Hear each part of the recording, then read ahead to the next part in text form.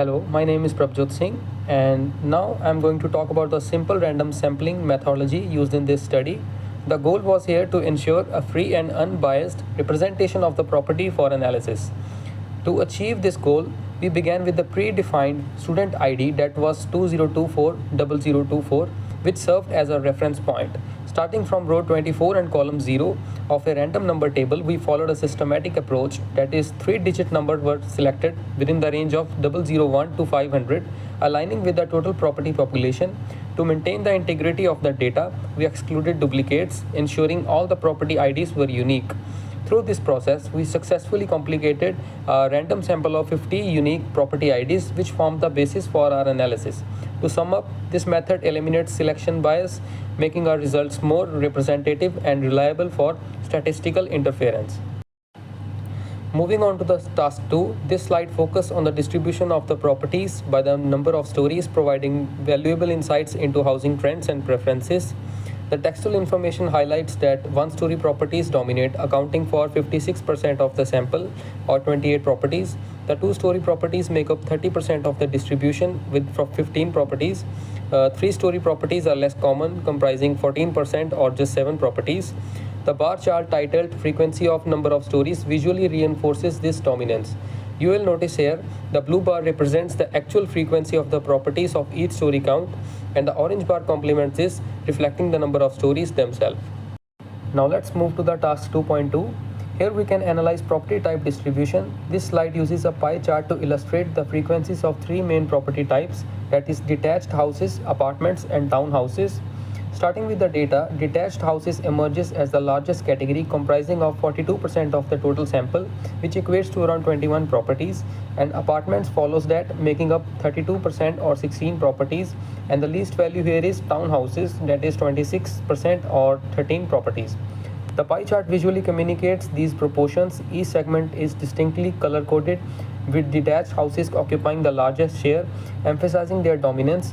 This pre-relevance of detached houses reflects suburban demand, where buyers often prefer large homes accommodating growing families and outdoor spaces. Conversely, the demand for apartments signals the urban demand towards compact and effectively living for singles or smaller households. Hello guys, my name is Puneet Janjua. Here I am going to talk about the slide variable classification. So first we have discrete variables. These are variables that take on a countable number of distinct values. An example shown here is the number of stories in the building. It can be 1 to 3 and so on. You cannot have 2.5 stories, for instance. Second, we have continuous variables. These are variables that can take on an average infinite number of values within a given range. Example include price of the property, which can be vary continuously between say 2 lakh 50,000 to 1.5 million dollars. Total interior space measured in square feet, which can be range from 800 square feet to 5,500 square feet. In this slide, we are going to analyze the year-wheel distribution of properties. Start with the histogram. We observe that the data is less skewed, meaning most properties were built between 2000 and 2010. That's where we see that the peak in frequency.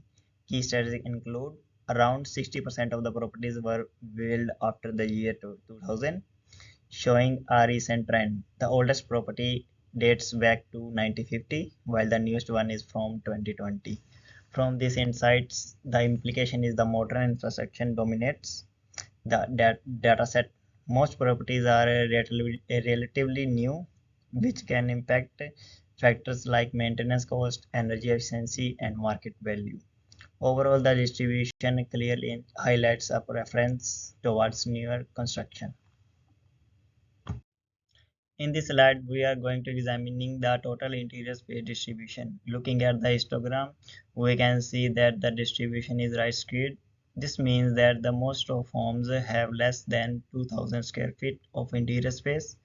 We also notice that the presence of some outliers, particularly luxurious properties with much larger spaces, like those around 5,500 square feet. The key insights here is that the market tends to prioritize practically over the size. Most buyers are opting for reasonably sized homes rather than extremely large ones, likely due to affordability, maintenance, and lifestyle presence.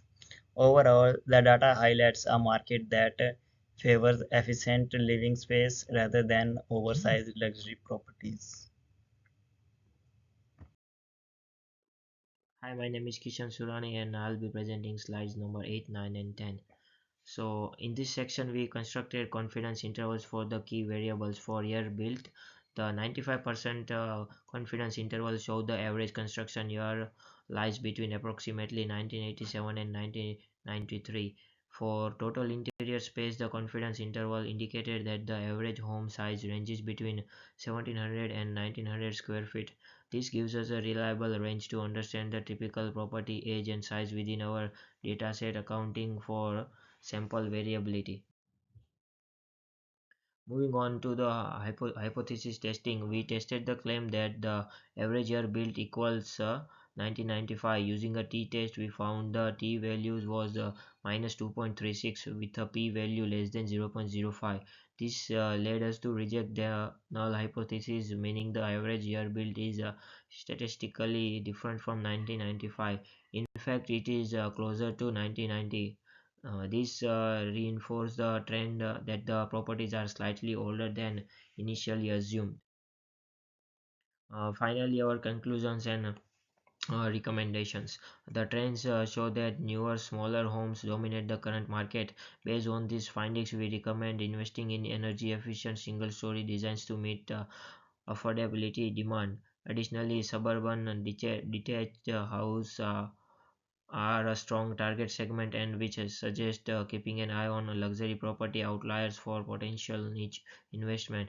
Overall, data driven strategies will align better with the market dynamics and improve investment success. Hello, my name is Mohit Jivani and I'll be talking about task 9 and 10. For task 9, hypothesis testing, we tested if the average year built differs from 1995 with a t statistic of minus 2.36 exceeding the critical of plus minus 2.01. We reject the null hypothesis. The true mean is closer to 1990, indicating rapid development in the 1990s to 2000s. This has implications for urban planners. Older neighborhoods may need revitalization, while newer areas require infrastructure support. In conclusion, the market favors newer compact homes. Developers should target urban areas with energy efficient apartments and suburbs with detached houses. While luxury properties offer higher returns, their niche appeal demands cautious investment. Policymakers can use these insights to address housing affordability and urban sprawl. Thank you for your attention. Let's open the floor to questions. Thank you.